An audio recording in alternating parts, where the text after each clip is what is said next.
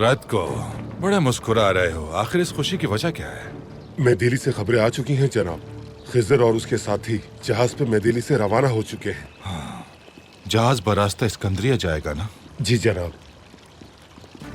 जहां वो जा रहे हैं,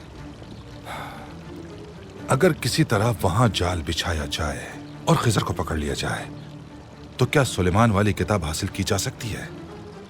किताब उसके पास है? उसी के पास रैत को मुझे यकीन है।